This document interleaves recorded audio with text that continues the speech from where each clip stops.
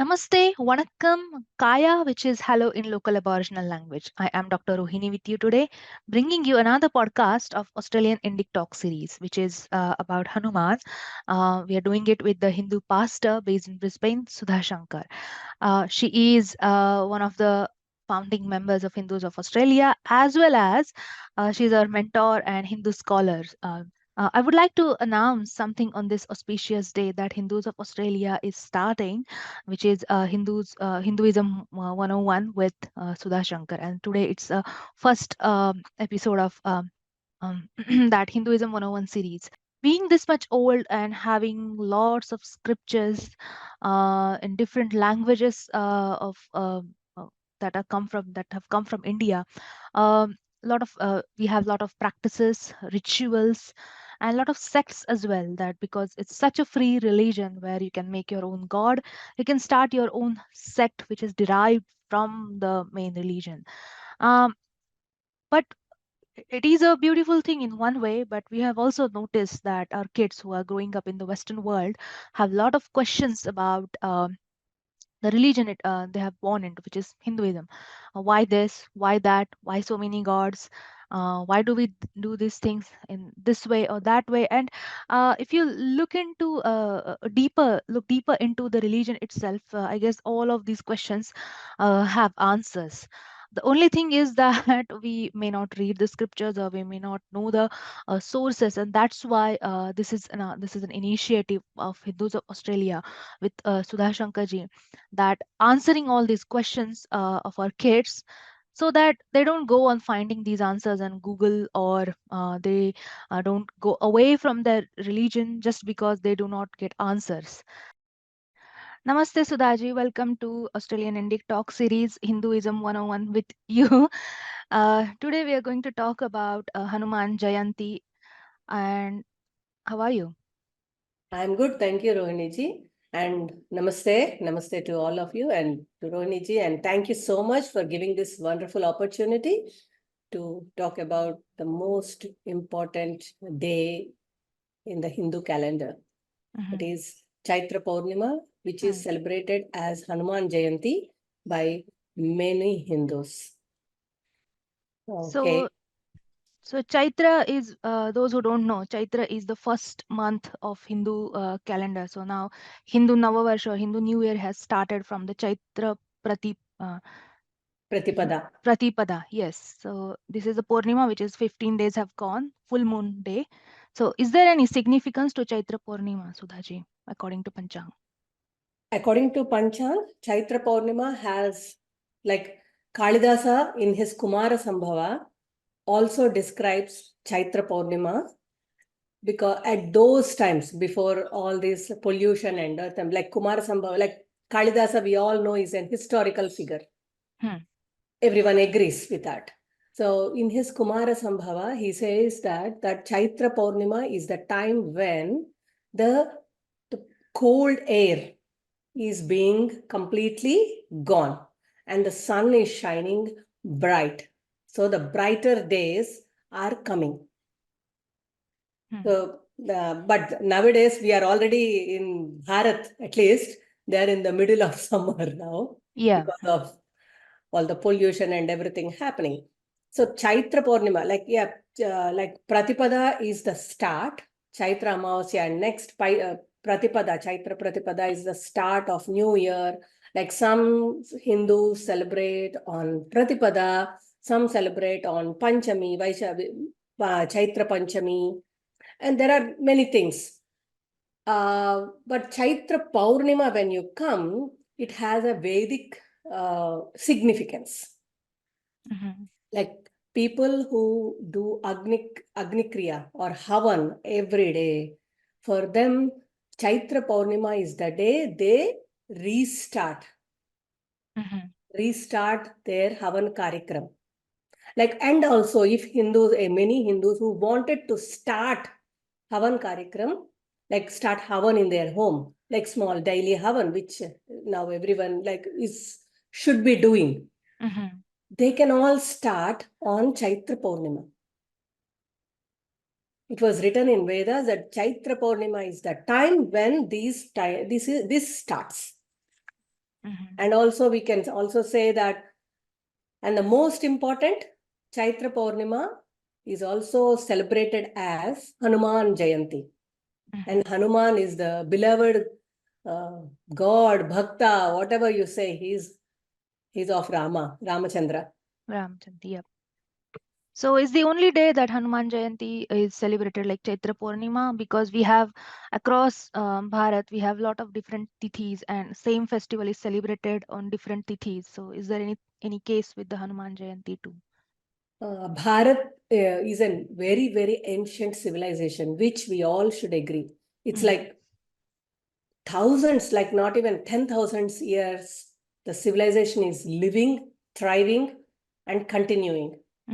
So there will be like, and there were lots of migrations within Akhanda Bharat for different reasons. Like we can chart reasons from Islamic invasions, why the movement was there, why certain people have moved here, certain people have moved there. And before that, we can chart about nowadays they're saying like, because the Saraswati has dried up, there were people, Saraswat Brahmins who came from there, Saraswats who came from there. So that's like, if you go with Saraswati civilization, it is ancient.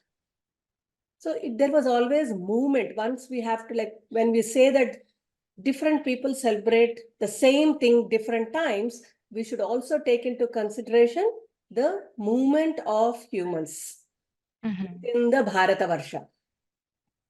And it is still continuing. They're still carrying forward those traditions. Yeah. So yes, and when they come, they bring their traditions. Like you bring some traditions when you move to Australia, and I bring certain traditions which when I moved to Australia. And when I pass it over to my children who were brought up here, they would like interpret them in another way and then continue it. Yeah. So that this is the prelogue. Like, I want to say this as an intro to what I'm saying, like why there are tithis. There are 3 different tithis Hanuman Jayanti is celebrated.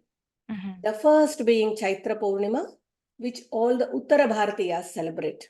Most of the Uttara Bharatiyas celebrate Chaitra Purnima as Hanuman Jayanti.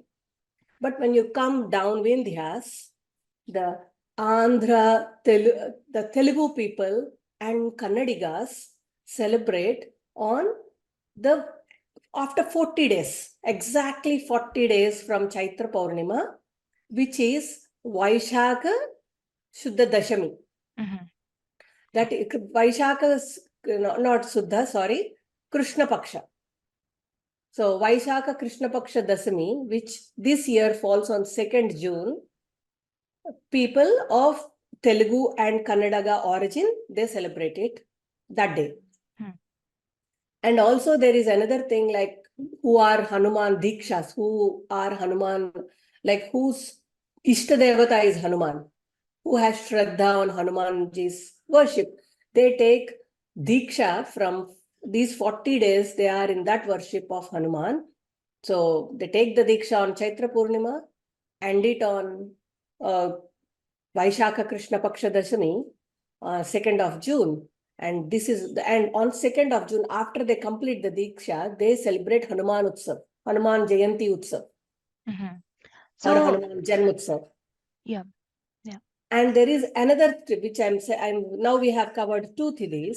The third thidi is in Margashira Mas, that which falls mostly in December. That Tamilians all over the world celebrate Margashira Amavasya as Hanuman Jayanti. And also they see at the nakshatra, which should be Mula nakshatra. Because they believe Hanumanji is born under Mula nakshatra. So this year, that incidentally falls on 31st December, which I encourage all Hindus to, rather than spending the night on debauchery and everything, why don't they do bhajan programs for Hanumanji? Yeah, because it's coming on the end of year. Yeah. Interesting. So now you mentioned Diksha. For those who don't know, even the kids born here, would you like to elaborate on that? What is Diksha? Like, Diksha is like on the day, before day and night, they take, like before day, they think that, okay, I am going to do this. And Diksha normally involves getting up early in the morning, doing the prayers, and then, and some Dikshas involve a certain type of color garment to be worn. And then you should not be speaking untruth. You should not be talking ill of others, like gossiping. Okay. You cannot do that during Diksha. You cannot speak untruth during Diksha, and you cannot cheat anybody. So it's like an ultimate discipline for those certain days that you live as a like an ideal human being. You should be. I mean, yeah. Yes, because you are trying to imbibe that characteristics from Hanumanji. So you will be doing that. And also some people go to the extent of like, and also vegetarianism is followed during that time, and eating as much as required. Okay. Not like maybe. Usually we do the full stomach. Yeah, Yeah, two meal, like 3 meals or something. But during the Diksha time, they only do 2 meals, and night being very light, maybe fruits or something. So there are other conditions where, and also some people sleep on the floor all the 40 days. And Brahmacharya Vrata, they do Brahmacharya Vrata. These all are Dikshas, which when you want some certain stuff to be done in your life, you go to that. Like if you want to achieve something, like if you want to be normal, you do normal puja. If you have certain things that you want to get achieved, like for example, if you study normally, you might get a B with your intelligence. But if you want A plus, what should you do? You should put more work into it. Yeah. That means it is strenuous to your mind, your body, and you should have certain disciplines. So that is how Diksha works. So yeah, so it's like following a discipline for certain days to achieve that target that you have been aiming for. Yeah, okay, that is good to know. Yes. So now coming back to Hanuman, who is Hanuman? Like he's worshipped across Bharat, then Southeast Asia, Thailand, Cambodia, all wherever Ramayana is still popular, they still do Ram Leela just like us. So would you like to talk about Hanuman, his qualities, and why he is so still worshipped? Yeah, among like all ages, like even from kids to adults. Yeah. Other than him being a Ram Bhakt, like of course, who is Hanuman? like we all fall short of, like you have given me the most difficult work, because how much I talk about, it's such a minute, I didn't even scratch the surface of what Ramayana describes. Like Hanumanji is first introduced for most of us through Ramayana. Like he meets Rama, becomes the messenger of Sugriva, meets Rama Lakshmana and brings them, and the friendship between Rama and Sugriva is facilitated by Hanuman. Then he does the Lanka Dahan. Then he goes in search of Sita. He finds Sita. He does the Lanka Dahana, comes back. And then again you hear about Hanuman in Sanjeeva Buti. So he brought the Dronagiri Parvat to Dronagiri Parvat, and then he saves the Hanuman, the Vanar Sen, and also Lakshmana, who was almost lying in a coma. If you say in today's words, he's almost into a coma. So that is how you hear about. So these are the instances where Hanumanji's role is shown in Ramayana. But there is another thing. Like in Ramayana, after Yuddha Kanda, the last Kanda is Uttarakhanda. In Uttarakhanda, Agastya Mahamuni visits Rama. Agastya Mahamuni comes in 3 instances in Ramayana. First instance, he gives Rama, when he goes into the Aranya, to the forest, he gives the necessary equipment, the necessary astras for them to sustain. and also directs them where to make the which is a conducive place for them to live. And the second time in Ramayana, Agastya Mahamuni comes during Yuddha Kanda, when Rama is really in a crux, how to kill Ravana. So then he comes and he gives the mantra Aditya Hrudayam. And third time he comes when the Pattabhisheka is happening, like he is in Ayodhya, he's sitting on the throne along with Sita ji, and then Bharata, Shatrughna, Lakshmana, Vibhishana, Sugriva, and Hanuman. They all are with him. That was the time when Agastya again comes. Sorry. At that time, Rama asks a beautiful question to Agastya. Like, I did not achieve anything on my own. He's so humble, Rama. Nowadays, if somebody achieves also, we just are ready to take the claim.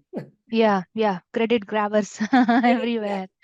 Yeah. But Rama, him being Vishnu himself, he says that with all these people, I was able to achieve and what I could, and I could again sit on this throne. But in all those people, Hanuman is a person who played a very key role. But I don't understand one thing, he asks Agastya. Very important question he asks. It is for all of us. He asks, this Hanuman who could cross the oceans, who could move the Dronagiri, like Sanjeevani Parvat, and he was saving, because without him, we would not be there here. But how come he could not kill Vaali? Why did he leave it till me? Because he's so, like, he is always towards the side of dharma. When Hanuman knows that Vaali is mistreating Sugriva, why did not he attack Vaali? And incidentally, he is minister of Sugriva. So I don't understand why he didn't do that. Which actually is a question for all of us, right? Was he going aimlessly back with Sugriva for such a long time till Rama comes? Yeah.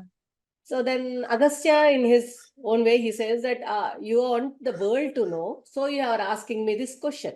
It's not that you want to know, because you are Sarvantaryami, you knows, you are Paramatma. Then he describes how Hanuman forgot, like he doesn't remember that he is that, and like he needs someone to initiate that he is valorous. He can defeat anybody. He has such an immense strength. And then he tells about the whole, like how, like Hanuman's childhood, where we all know that how he rise to grab the sun. Would you like to narrate the story for kids? Even I would love to hear it once again. Yes. Now that you mentioned why, yeah. Yeah. So from this, we are going to another story, from Agastya's story to what Agastya told, narrated the childhood of Hanuman. Hanumanji, when he was born with the Rudramsha, like Shiva's Amsa he is. Why he is Shiva's Amsa? Shiva wanted to repay Vishnuji. When Shiva did Tripurasura Samhara, the arrow was Vishnu.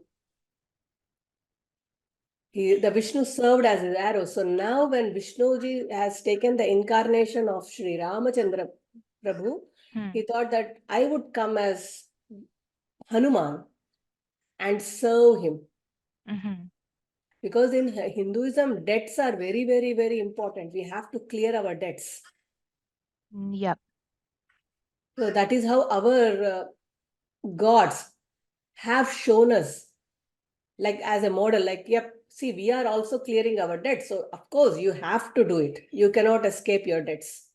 So anyway, that thing is for another day, but I will come back to the story. So with Vayu gives, with the help of Vayu, Vayu Prasada, he becomes, he is born as son of Anjana Devi and Keshari.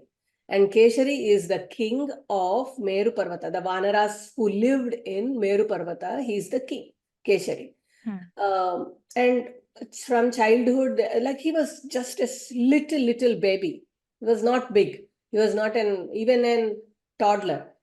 They say that maybe he is a toddler or something at that age. One day, Anjana Devi, as usual in the early morning, she went to fetch fruits, which all Vanaras do. Vanara women do. Like she went in search of food. But the toddler Hanumanji woke up, and he woke up with immense hunger. And like all the toddlers and babies wake up, as soon as the babies wake up, what do they cry? They cry their as if there is, like, they're so hungry. Yeah. So that is how Bala Hanuman woke up. And then he saw around, then he saw a huge ball of sun coming up, just coming up. It is called Balarka. The sun at that time is called Balarka. And such an analogy is like Bala Hanuman saw Balarka and he thought he is the fruit. So there is Bala everywhere. Yeah. Britishness everywhere. The sun is also just risen, so he is like Bala. He's red in color, beautiful red, like a nice fruit. Hanumanji thought, like, yeah, I found something.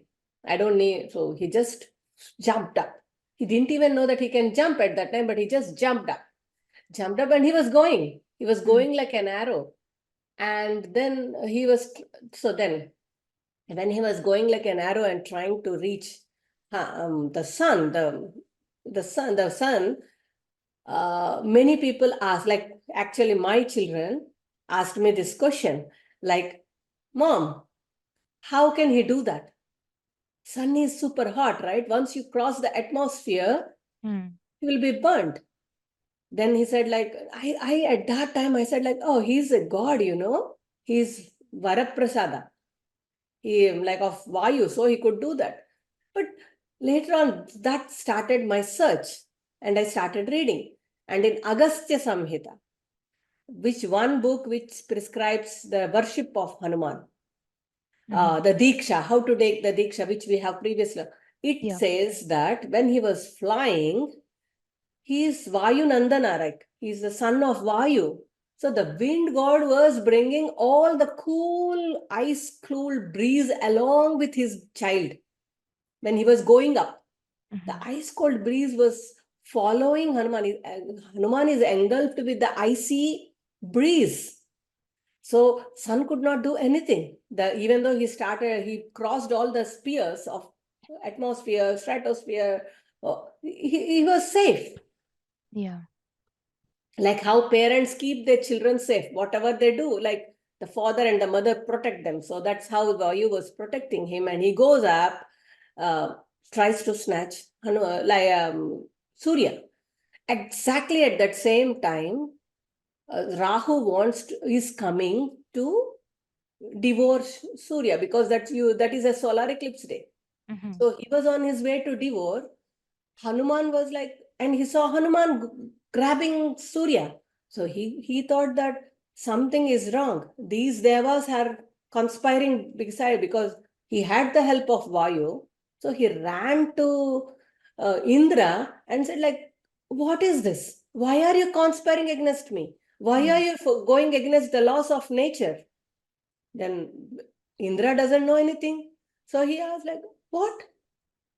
I don't know what you're talking. You're not making any sense. So then there is someone who is coming with the help of Vayu to take Surya, and he's obstructing me to do my duty. Then he said, like, so Indra said, like, let me see. I don't know anything about this. So they both were coming, and as a complaining person who just runs before, like how if we complain something, and then if somebody, okay, they say, like, okay, we are going to take care of it. You go before, like 10 steps ahead of them. See, I got some strength back of me. That's how Rahu was coming towards Surya and Hanuman. Then Hanuman thought, like, Rahu is also bright red in color. So he thought like, wow, I got 2 fruits. I came for one, but I could handle 2. I'm hungry. So he started, he was grabbing Rahu also. So he is already grabbing Surya and he's trying to grab Rahu also. So then Indra, he could not make head or tail of what is going on. It's like such an against the nature. And in his on spot decision, he takes and he throws Vajrayudha, hits Hanuman with his Vajrayudha, which he hits on his lower jaw, which is Hanu. In Sanskrit, they call the lower jaw as Hanu. So from then on, he became Hanuman because he was hit on the lower jaw, which he had some injury on the lower jaw. So he became Hanuman. That's the colloquial meaning of Hanuman. But there is Vedic meaning, which is to you need a certain level of understanding of Vedas to understand Hanuman, which I don't think we can discuss now. We don't need to discuss about the Hanuman of Vedas now. But then, and as you all know, Vayu was very angry. The wind god who was protecting his son was very angry on Indra, and he just grabs Hanuman and goes inside a cave. So what do you think, Vayu, if he stops, what happens? Like, no one would survive. Yeah. Yes. On the earth, yes, no one would survive without Vayu. Yeah. Yeah. Like when I was young, I thought, oh, the breeze stopped. Like there was no breeze and people were not able to breathe. I thought that way. But then later on, when I grew with age, I thought like even we have Vayu inside our body. We need Vayu for the digestion. For Pachana, like is Agni we need, but there is Vayu which takes out the excreta for us. So you need Vayu inside your body also. And you cannot, like even Yajna, Yaga, everything stopped on earth. And people were sitting with bloated stomachs because Vayu Stambhana is happening. Then all the Devatas and Rishis, they go to Brahmaji and ask him, see, this has happened. So then Brahmaji says that, see, he is a Bala. He's a toddler. How did you even throw Brahmastra against him? Like children does many things unknowingly. You cannot punish a child so heavily. Of course, when somebody punishes their children, the parents will be angry. Yeah. When till certain age, the parents will have the right to punish their children. He's not even going to school or anything. Gurukula bhi nahi, like shuru nahi hua iska. So how did you hit him?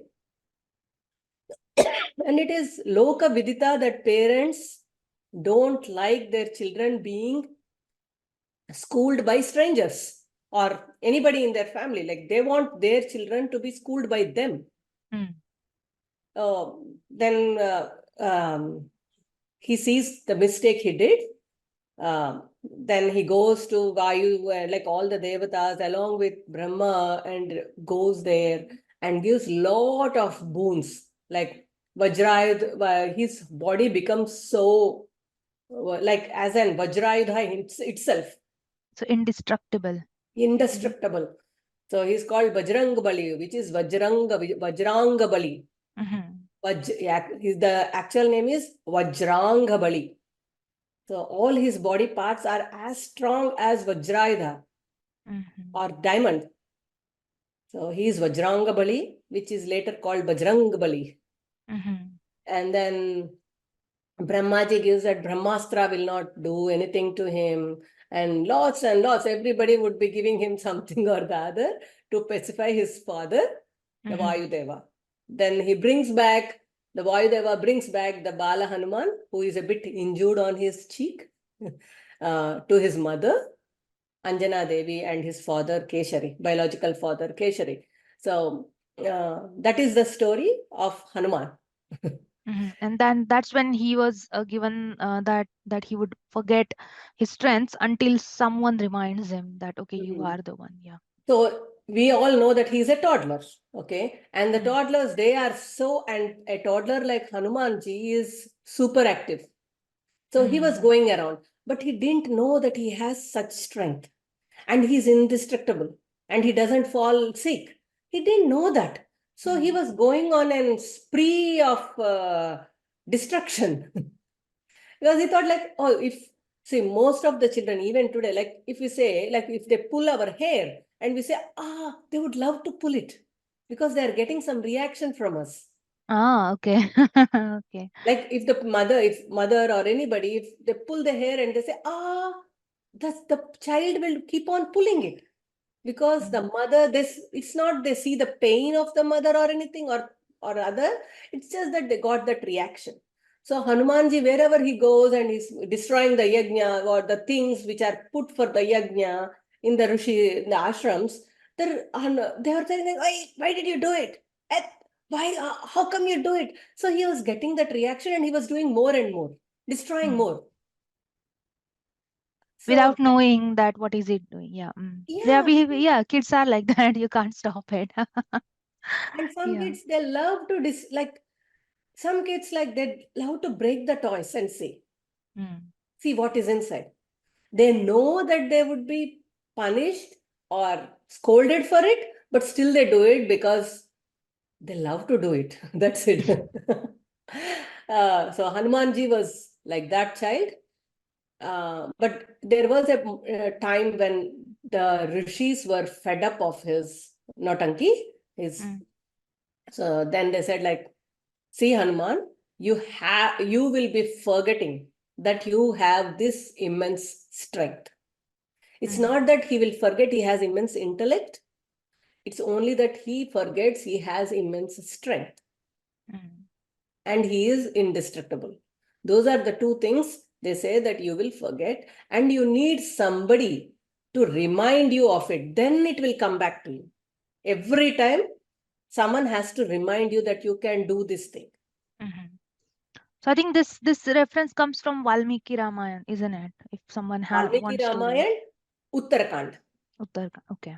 Uttarakhand, where Agastya tells Rama the presence of Hanuman. I think there's another example where when he had to cross the ocean and he wasn't sure whether he can do it. I think Jambuwant, who reminded him that who he is, and then he was able to do it in one leap. I guess that's also come from Valmiki Ramayana. Yeah. Yes. Kishkinda Kanda, last Adhyaya, there, here, like Jambavan, they were all, they reached the southernmost point, and after that, it's only ocean. The batch which was sent towards south, like there were like four batches which were sent in different directions, like east, one people were sent, and north, west, south. So the convoy which went towards the search party, which went towards the south, has Jambavan, Angada, Hanuman as their topmost people. And there are others which I'm not able to recollect as of now. Like I think Neela or someone is also there who have immense strengths. So they were all, and they reached that point where they cannot go further on land. It's only ocean. But then they meet Sampati, who says that he can see Sita ji in Lanka. So they have to cross the ocean. At that time, they were like discussing who can cross, and like I can cross this much, I can cross this much, I can cross, but I cannot come back. So this was all happening. But our Hanumanji was just sitting and listening to everyone, thinking that I cannot even attempt because I am not capable of doing that. So that is the time when Jambavan makes him say that, of course, you can do that. You have, when you're young, you had gone to the sun. You could fly till sun. So what is this Lanka for you? So he gives that strength to him. And as soon as he gives that strength, the first adhyaya of Sundarakanda is that Hanuman in his full glory, realizing his strength and just jumping. So there are some adhyayas in Ramayana. Even if you don't read the whole Ramayana, you have to read Sundarakanda. which is very important. And they also say like Sundarakanda, because he is a messenger between the couple. So if there are any family problems, like in between the couples, something not going right, or if you want to get an ideal bride or an ideal groom, you are in that stage of finding a partner, ideal partner. They say that listening to Sundarakanda or reading Sundarakanda helps you find that. Okay, and every adhyaya has an importance in Sundarakanda. So Sundarakanda, you can say, is the heart. Okay. And do you know what's the actual name which the parents gave to Hanuman? Like Hanuman is like, because he has something, a disfigure Hanu, a lower jaw. No, I think it's not discussed anywhere that what was his other name. Yeah. Like no one would say that, right? Like, oh, the person with an like with a disform, like you don't point out. So it is, his name cannot be Hanuman, biological name. Yes. Yeah. Okay. And Vajrang Bali or Bajrang Bali is also a later name when he got that. And then Anjana Nandan, Anjaneya. Anjaneya is what? Anjana Devi's son. Yeah. So nobody calls me Shanta Kumari, right? My mother is Shanta, but I'm not called Shanta's daughter, Shanta's daughter. I will have my name of their own. Or Kesari Nandana is my, so that is also not his name. So did you ever think, Rohini ji, what was his actual name? No, never. Never. Yeah. Like just give me 2-3 names. I will just take it off for you that it is not his real name. It's not the name given by his parents. It's later acquired names. Yes. So the only name, do you know the name which was given by his mother or by his parents is Sundara. He is such a beautiful child. Such a beautiful child. And he is like shining golden color. And like they described that the color of his skin was the color of like when you see the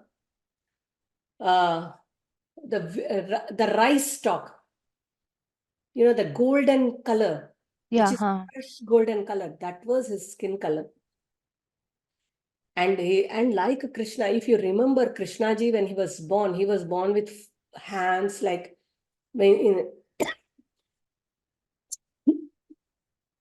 he was not born like a normal child, right? When Krishna ji when he was born to Devaki. In the same way, Hanuman was not born as a normal child. He was born from his mother, but he was not born as a normal child. When he was born, he had all the abharanas, and he was born with an dress and a kirita. And he was beautiful in color, like golden color. So the mother has named him Sundara. Okay, this is something new information. Yeah. So that is the reason, like when you go into Ramayana, the first one is Balakanda, which describes the childhood of Rama. The next is Ayodhya Kanda, where what happened in Ayodhya and everything happens. Then we come to Aranya Kanda, the time when they lived in the forest. And then comes Kishkinda Kanda, where they go and meet Sugriva and what happens in Kishkinda place. And then comes Sundarakanda, and then it is Yuddha Kanda. Yuddha Kanda is what has happened in the war. And the next comes Uttarakanda. Uttarakanda can be taken as two. Like Uttara means after, and also Uttara in Sanskrit means reply. To all the questions which has happened, to all the doubts which were created during Ramayana, during all the before episodes, Uttarakanda is the answer for them. Okay. So that is why in Uttarakanda only you know why Hanuman doesn't know his strength. Example, like that, there are many things which are answered in Uttarakanda. Okay, which is new information even for me. So coming back to Hanuman's, what are the other qualities that you would like to mention? Yeah. Because he's No, such an like I'm coming, exceptional. I will touch upon the Sundarakanda. Why is it called Sundarakanda? Because Hanuman's name is Sundara and the whole thing is revolving around him. That is the reason it is called Sundarakanda, they say. Okay. And coming back to Hanuman's qualities, which you are asking, I would like to recite this before I describe his qualities. Okay. Yeah. We say that Buddhir Balam Yasho Dhairyam Nirbhayatvam Arogatam Ajadyam Vakpatutvam Cha Hanuman Smaranat Bhavet. So it means that Buddha, like these are the qualities he possessed and from which we will get that. Like Buddhi is intelligence, as you all know. And Balam is strength. Strength, we need strength to execute any work. And then Yashash, he is like Hanuman, like we both are, like he is pleasing to others. He has a graceful appearance. And then patience, dhairyam. Dhir balam yasho dhairyam nirbhayatvam. Also, like he is fearless. He can tackle any situation. And arogatam, free from disease. He is always having good health. And then ajadyam. He is also the main thing which many of us have is ajadyam. Ajadyam means free, like jadyam we have. We need ajadyam, which is free from laziness. And vakpatutvam, like he can communicate. He is like Vak Chatura. He knows how to communicate. At what time he has to communicate, in which way. So these are the qualities which we will get if we pray to Hanuman, because he has all those qualities. So which parent would not love to have these qualities in their child? Tell me. Like never failing health, naturally intelligent, extreme strength and valor, the most generous, and also quite humble. Yeah, humble, yes. And which child doesn't need, which child, how cannot Hanuman be the child who, like a child's hero? Because the way he was doing things, he was like the first superhero. He was the first superhero who has like all the qualities, like he was doing things which nobody ever could imagine. And that too not for himself, like all superheroes. Yeah. For others. It's for others' good. Universal good he is doing. There is nothing in him. Like when a Superman does something, Superman is not doing for himself. Or Batman is not doing, like the quality of a superhero, if you say, is immense strength and extreme humbleness. Like they can actually hide their whole strength and be walking like a normal person and behave like a normal person. And then when situation arises, they are there to help. So these are all the qualities which Hanuman has. Yeah. So for the kids who have a lot of, like, who have questions, like especially in the Western world, why there are so many gods in Hinduism, this is actually the answer, that if you like Superman, or Superman, Batman, whoever, Hanuman is their original inspiration. Like you mentioned, that superhero, Japanese series, Dragon Ball and One Piece. So the characters Goku from Dragon Ball and Monkey D. Luffy from One Piece have been actually inspired by Hanuman. So those kids who watch this series, or they watch the other superheroes, so Hanuman is the original superhero which you have, and you can worship him to be one. Yeah. Yep. You can actually start worshipping Hanuman and embedding all the qualities of him one by one. Like be like your superhero. That's how, like, we actually love to be like our heroes. Yeah. So Hanuman is the best superhero anyone can ask for. So the communication, so he had Vak Chaturya, the good communication skills. Would you like to give an example on that?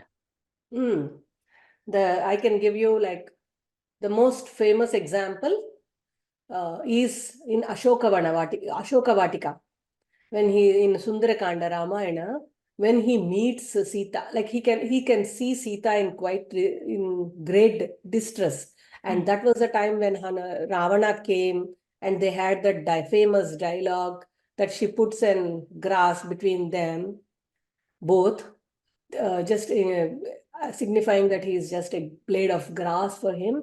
And also there is another significance that because she is someone's wife, and there is Ravana who wants her, she cannot speak direct to him. So she places the grass as as a barrier between them both. So at that, he sees all this from the top of the tree. Hanumanji observes all these things happening. And now he knows that if he comes down in his rupa, which he took as a small monkey.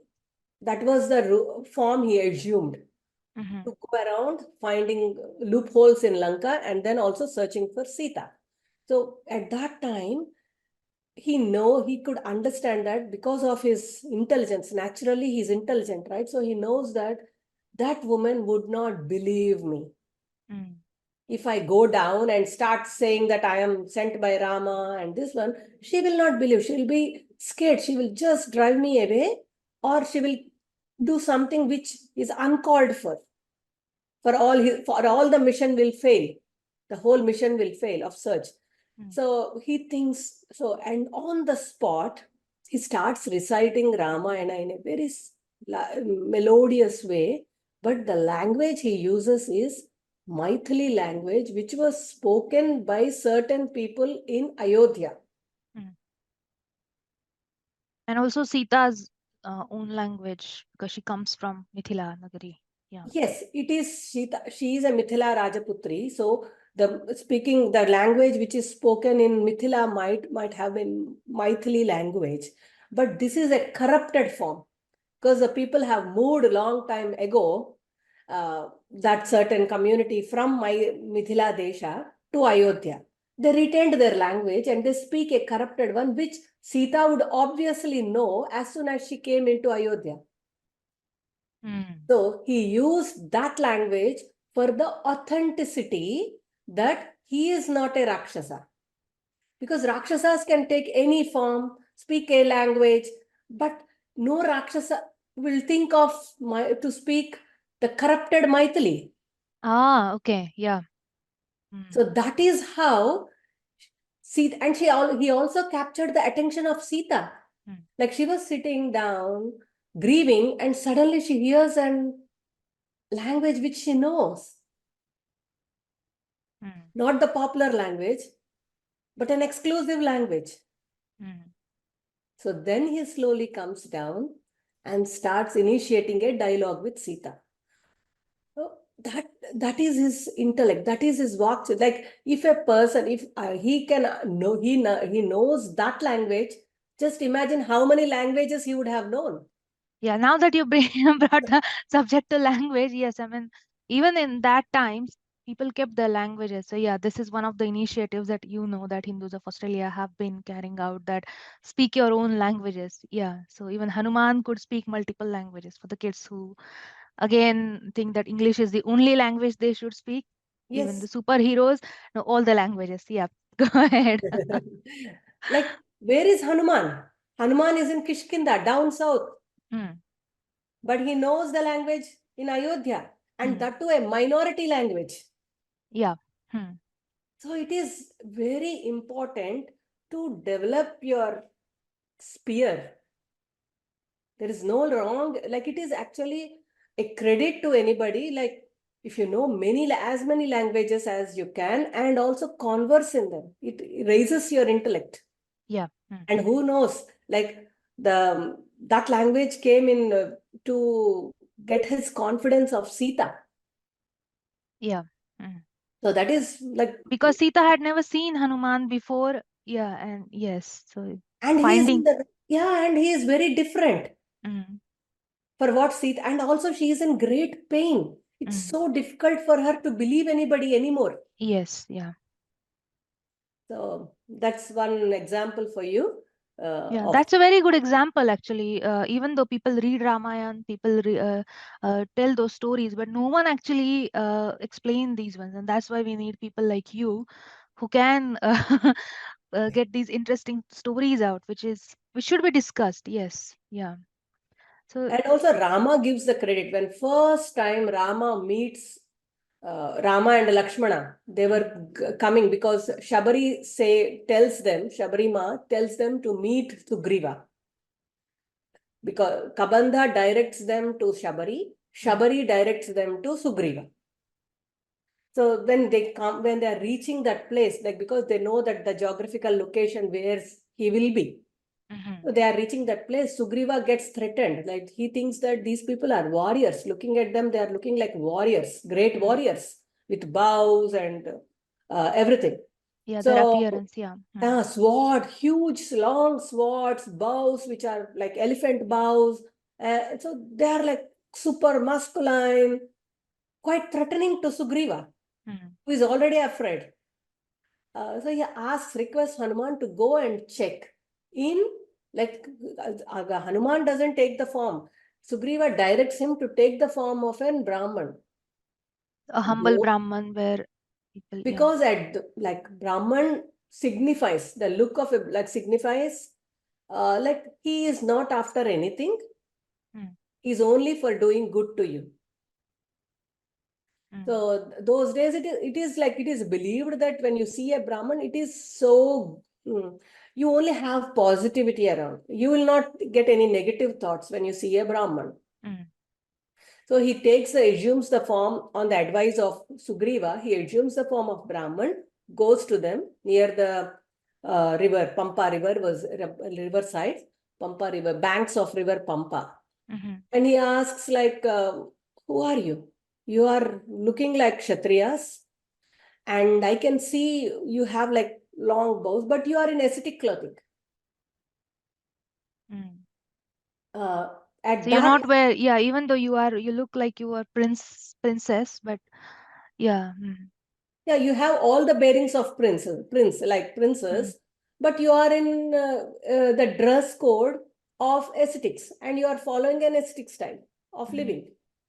And second, he says that what he in one look, he assumes, he takes that all, that Rama and Lakshmana are grihasthas, are married men, but because the partners are not with them, something has happened.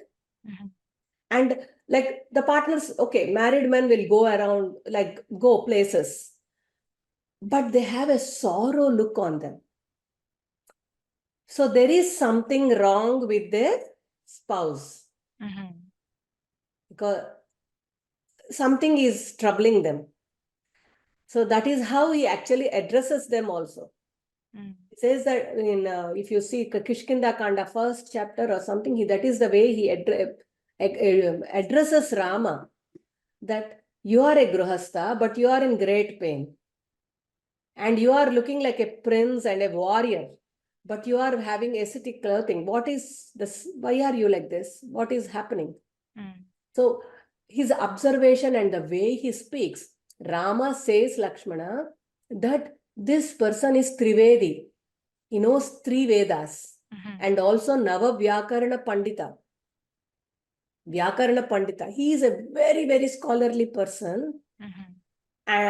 And he's an like then also like he says that, see, I am the minister of Sugriva, who is Vanara king, the exiled Vanara king. So then he said, like, this is a minister who can get anything in the world for the king. That's how his Vakpatutva is again recognized by Rama in the first sight. Which is a good diplomat. Yes. Like we can put it in modern context. Yeah. Yes, he's a very good diplomat. And a good spy also. Yeah. Yeah, he not only got the information, he even negotiated, but even if that didn't happen, so he burned the entire Lanka to get the attention of Ravan. Yeah, yeah, right, right. That was interesting to know more of the Hanuman stories and many things that we don't really know actually, even though we read all the scriptures. Yes. Now that we have established like, okay, this is Hanuman, and a lot of people worship them in their own ways. Different parts of Bharat have different ways of worshipping him. But I want to ask you that what's the common way for children? Like once they start understanding things, they should worship him. Like we grew up in a household where things like this were common. Like at the end of the day, in the evening, Sandhya Vandan, when you lit the lamp, you utter stotras, everything, and everyday puja. That was mandatory for kids in the house. I'm not sure in the modern families how they do it, but I think they should do it. But if somebody wants to worship Hanuman as a child, how should they do it? Child, we cannot say that the child has to worship. I say that they all learn from their parents. Children in the household, they learn from their parents. You don't need to teach. Like first, the parents have to change, have to do the puja regularly. Have to set up an altar in the house, like prayer, like something where they can install all the idols, which is very important because you're actually, and they should do it regularly without fail, like how you brush your teeth and how you take your bath. That should be the way for your prayers. Then your child, you don't even need to teach. Your child will go there and do his prayers. But when you set up a prayer room, there will be many doubts, like how a prayer room, like how my prayer room should look like, how my sacred space should look like. Your sacred space, there are some very fundamental rules for establishing a sacred space. That is like, you should always have your Grama Devata. Like, for example, I am from a place called Vishakhapatnam. My Grama Devata is the temple is Simhachalam, and my Grama Devata is Lakshmi Narasimha Swami. So that idol should be there, or photo, or anything should be there.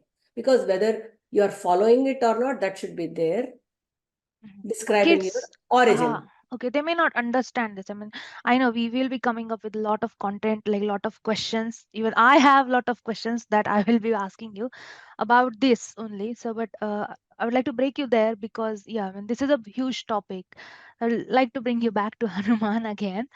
That for a child, because now we say like he's a superhero and children love that. Well, one of the examples like I can give is my friend's child who just learned Ramayan stories, and he was narrated that way. The grandparents narrated the story that when he was so interested, so he could play all the characters of Ramayan, and he would love Hanuman most, and he would carry that Sanjeevani Parvat.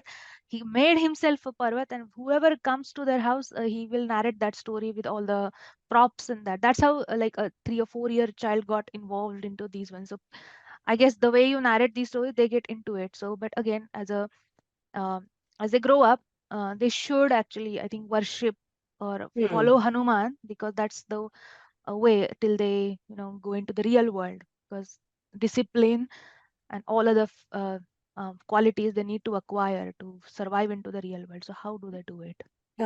Like how would they do it? They can start by first putting like the parents introducing a small postcard of Hanumanji and installing it in their room, the kids' room.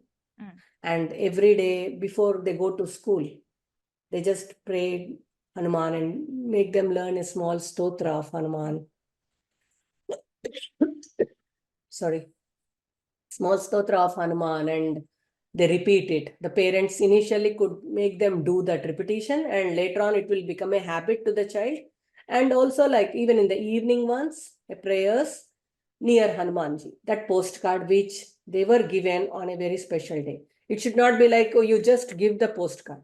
No, you make them, what you say, long for that. It should be like an great possession which they will hook on to.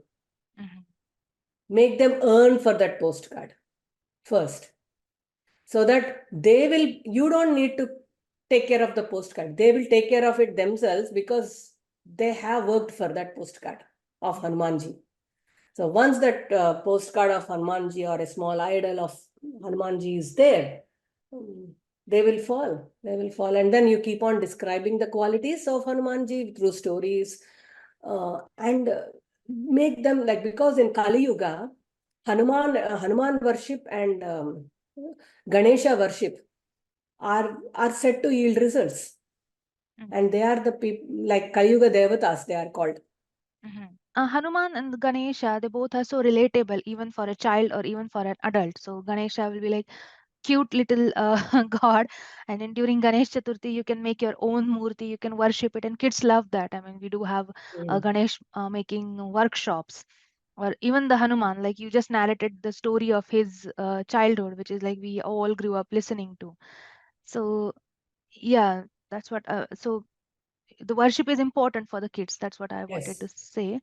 So you, the stotras you mentioned. So what kind of stotras they can utter? Like the most popular stotra, which any parent can explain and also teach. There is a thing like there should be like Jayas and Hanuman, which gives you results. So, but Hanuman on his own, he doesn't respond. If you say Hanumanji ka stotra, whatever you do, he doesn't respond.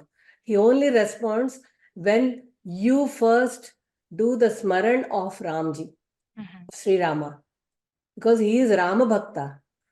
So he loves Rama. Whoever is doing it, like he feels that they are so near to him. So that is the reason the child first should be taught simple verse, which even a 1-year-old can do. SriRama, Jaya Rama, Jaya Jaya Rama. It is, again I'll tell you, SriRam, Rama, Jaya Rama, Jaya Jaya Rama. And after that, it should be Sri Hanuman, Jaya Hanuman, Jaya Jaya Hanuman.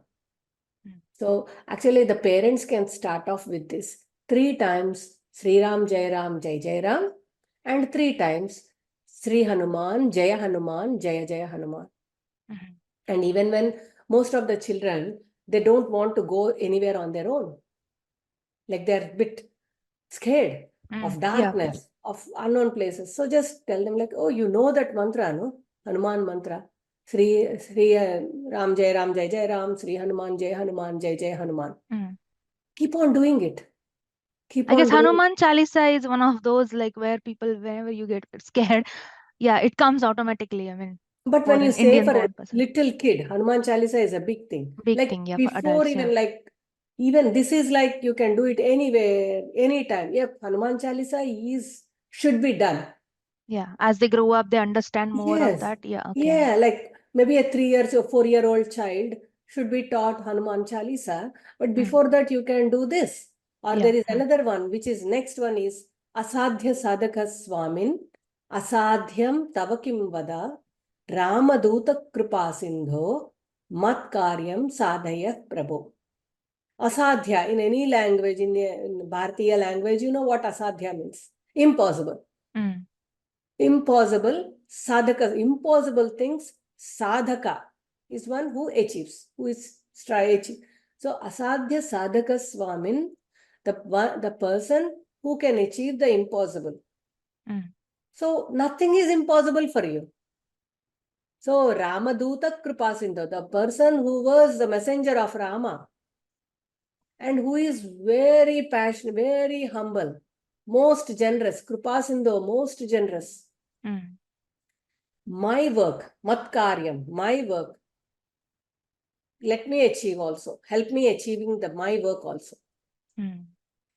So that is one thing. And most of the time when you are going on a trip, road trip, like I don't know about other places, but in the region where I come from in Andhra, Telangana, when you are sitting in a car, the first thing you do is Hanumanji ka stotra. Okay. So we do that.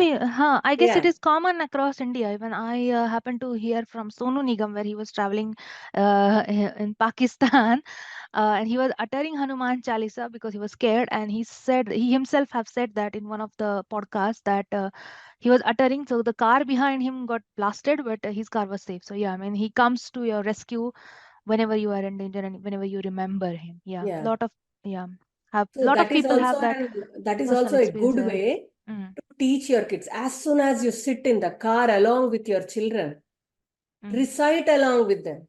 yeah. For long drives and long trips, yeah. Anything, even going to school, you are dropping your child, you do it. And just, I As guess, soon as you sit in the car, make it a habit for the child to do it. Like I did it.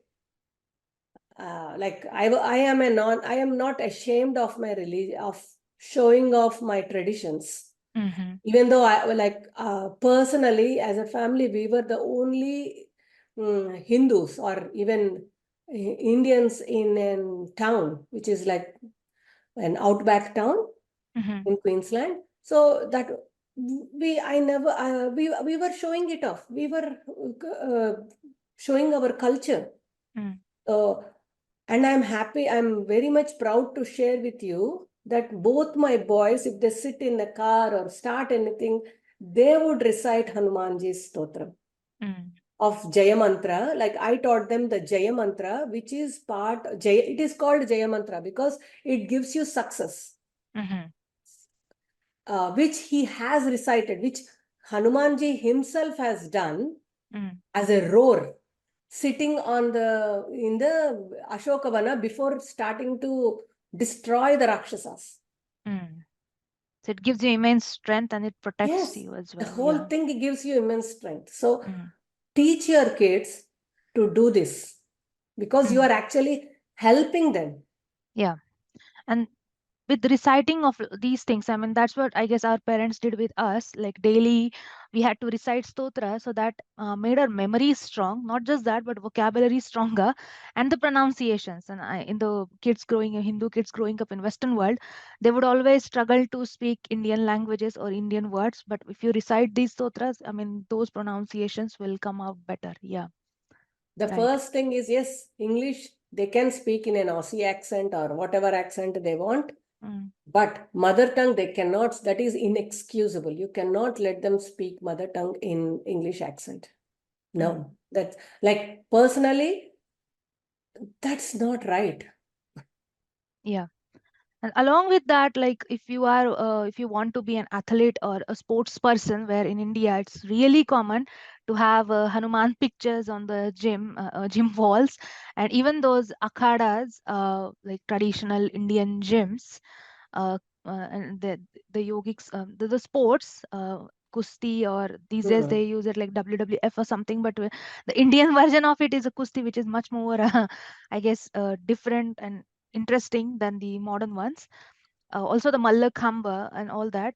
So they worship Hanuman as their Ishtadev. Yeah, if you want your physical strength, then you worship Hanuman. Yeah, that's what I can say. But yeah, this was really helpful for how to introduce Hanuman or how to make a 2 or 3 year old child worship Hanuman, because they need to do that. Anxiety, nightmares, all these kind of issues. Hanuman Stotra or Hanuman worship can solve that. I mean, we have all lived those experiences by ourselves. Yeah. Now we are coming to an end of our podcast. Before we go away, I wanted to ask, because Hanuman Jayanti, Hanuman Janmotsav, there's a lot of controversies going around that on social media. So what is the true word? Is it Jayanti or Janmotsav? See, they are like synonyms of the same word. I can only say that. And the fight on social media, nonsensical. Nonsensical. Like, should I call my mother Ma or Amma? Yeah, it doesn't make any difference anyway. No, Yeah. because like Janma Utsav. Utsav is what? If you break it, Janma Utsav. The celebration of birth. Of birth. Hanuman Janma Utsav is a celebration of Hanumanji's birth. And Jayanti, Hanuman Jayanti, like Jaya, he is born. He is born that day. So Hanuman Jayanti is Hanuman is born on that day. Like if you celebrate it in a mega scale, like invite people, feed them, and this one, yep, you can call it Janmotsav because you are celebrating his birthday the best you can. And if you are observing that it is, you are remembering the qualities of Hanuman and observing a ritual in your house or Shraddha, with Shraddha and Bhakti, it is Hanuman Jayanti. And what's like suddenly, why is this issue coming up? Because Sri Krishna Jayanti, Radha Jayanti, Sita Jayanti, Mahavir Parshuram Jayanti, Jayanti, yeah, Guru there are a lot. Nanak Jayanti. We have like so many Jayantis. Like Vamana Jayanti, Nrsimha Jayanti. We have all these things also. Yeah. So what's wrong with like people who are arguing, like this is futile fights, who don't want to do prayer, who want to escape doing that, the things actually they are supposed to do on that day. Yeah, I mean, that is kind of embarrassing for Hindus, actually, Hindu people showing each other Google translation of what Jayanti means and trying to, correct the ancient way of, celebrating things. Yeah, it's good that you pointed it out that it's nonsense. Yeah, it is so unfortunate that we fight on unnecessary things and then say that, that we don't have anything in common. See, when you have something in common, also you are planning to fight. So somebody is actually initiating these fights. Someone is starting them. Just find the source. Like how in Hindu, like in Sanatana, like in Bharatiya civilization, we are not after superficial things. We are after finding the root. Like even our Ayurveda, it strives to find the root and eliminate the disease from the root. Yeah, yeah. And also some like Sanskrit texts, they do have Jayanti described in, or not the definition I would call, but I recently learned that Jayanti is which is certain day falls on certain tithi and something like that. There is like a lot of Jayanti explanation in even our own scriptures. So yeah, so I just want to conclude that one, that okay, Jayanti, Janmotsav, it's the same.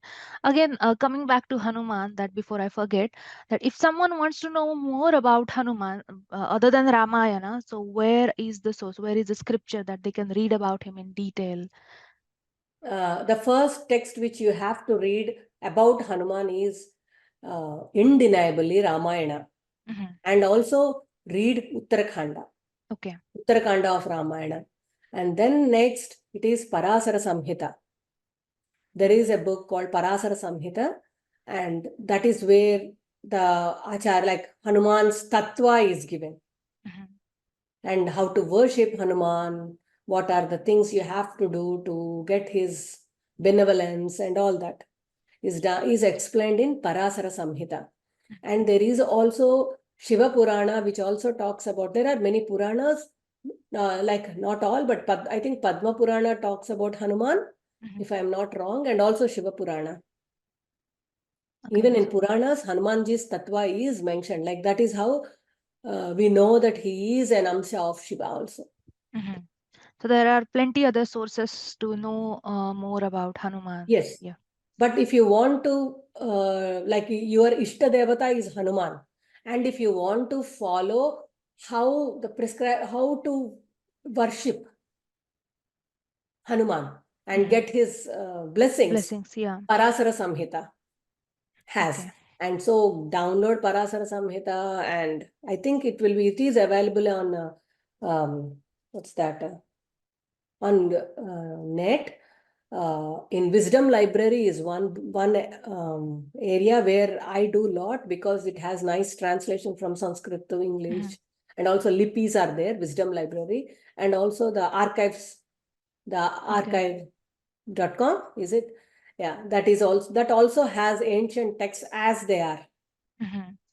And bringing back to you the Jayanti point, where a lot of tithis and lot of Panchang related knowledge that I guess modern Hindus or even the kids are growing up in Western world should know about these things. If they want to learn about these things, what is the source to start with? The source to start with is always Panchanga. Like you should every day when you are doing the prayer, you should always, that is how we all Hindus did it. And now it is sometimes very sad that the Brahmins, even though they initiate you during the puja, people like cannot even spell certain things. You should know your 14 thidis, 1 to 14, and Paurnami and that one, when every day what it is. So, and then the next one is like, you should know your nakshatras at least, and how many nakshatras are there, how many rashis are there. Okay, apart from that is very easy to learn when you are a child and also when you have interest. But Tidhi Nirnaya, like this is the day your festival falls. Because recent times we feel that no, the Diwali is in this day. Means some people will say, no, this day. According to their geographical location, the day not even the geographical location. Geographical location, like it is our thidis are like every festival, a certain thidhi should be prevailing.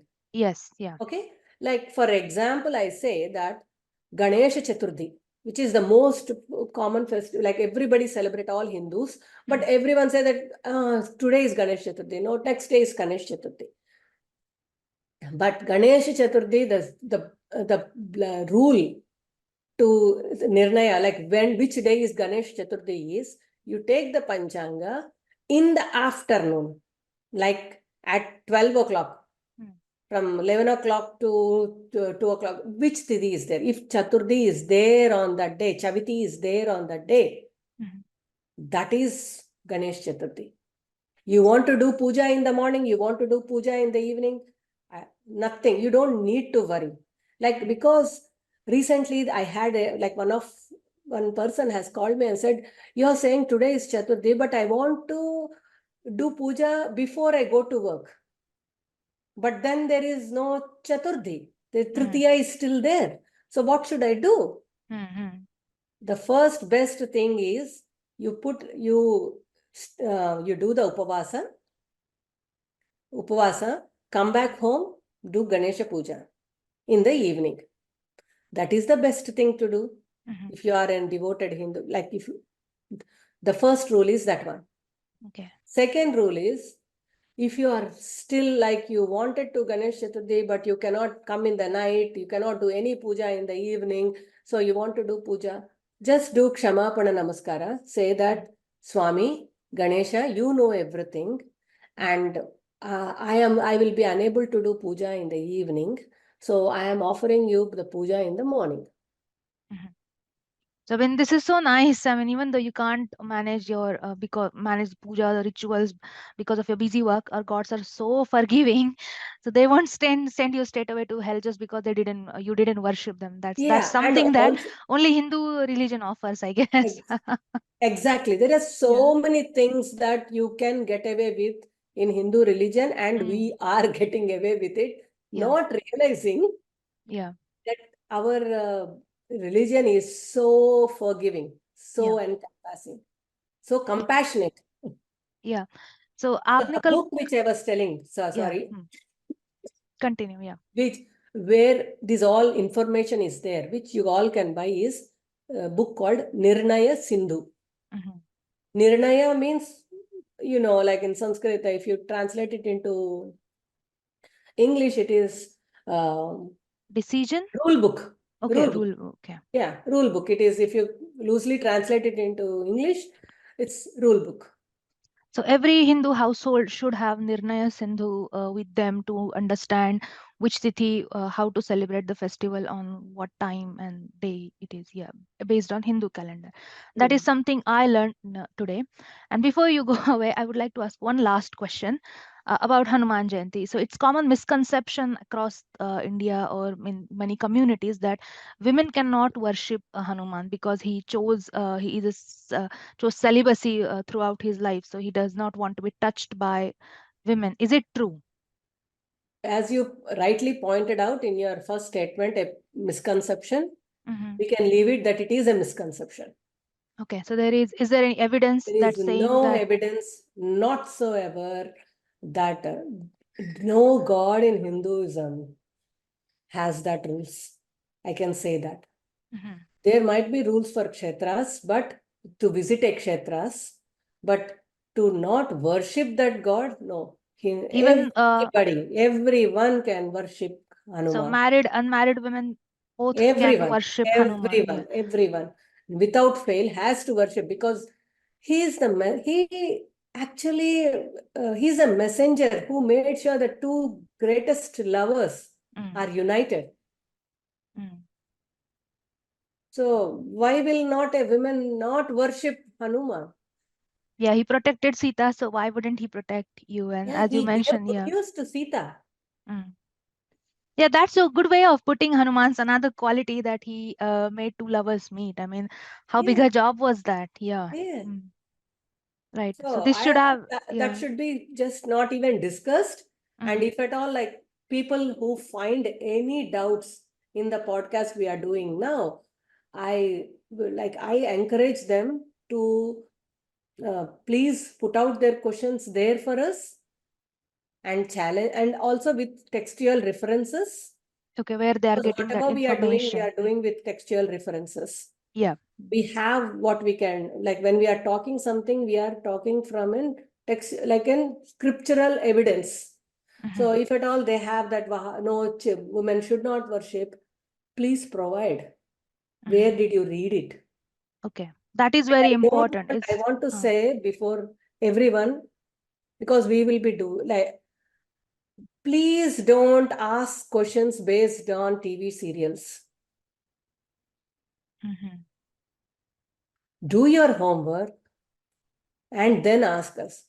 Don't ask us like Hindus and Buddhists. Don't put questions based on story like TV serials. Or somewhere you heard, somewhere you saw. It's yeah. We cannot keep on debating, right, on a TV serial, because, or a movie, or a movie. I don't like, and also like people like Devdutt Patnaik, they write books. We cannot give. There is no supporting evidence or anything. That's a book he wrote. So yeah, those especially all things, when they have said earlier, or they have confirmed that they do not know Sanskrit, and if you do not understand Sanskrit, then I guess you have no right to talk about any Hindu scriptures. I mean, this must be established before they pinpoint or faults. Yeah. Right. Right. That was very enlightening conversation, Sudhaji, with you, and I learned a lot about Hanuman, like not just his qualities, but many other stories that I might have missed while reading the Ramayana, or many people would have missed. It was really interesting conversation. I hope kids and adults both would enjoy this. And we will be coming back with Sudhaji, bringing more questions about Hindu religion, rituals, practices. And if you have any questions, if your children have any questions, please reach out to us at hindusofaustralia@gmail.com. You can also reach out to us at Twitter X platform, and as well as on TikTok platform. Yes. So thank you so much, Sudhaji, for coming and talking. Yeah. thank you Really for the enjoyed it. wonderful opportunity you have provided, Rohini ji, and it was Yeah. such a good thing that I could recollect many things. And it is also punya for me also, because I was talking about Hanumanji the whole time. So it's punya for me, and punya for you, and punya for all the people who listen to this. Yeah. Yeah. Thank you so much. Yeah. Namaste. Namaste.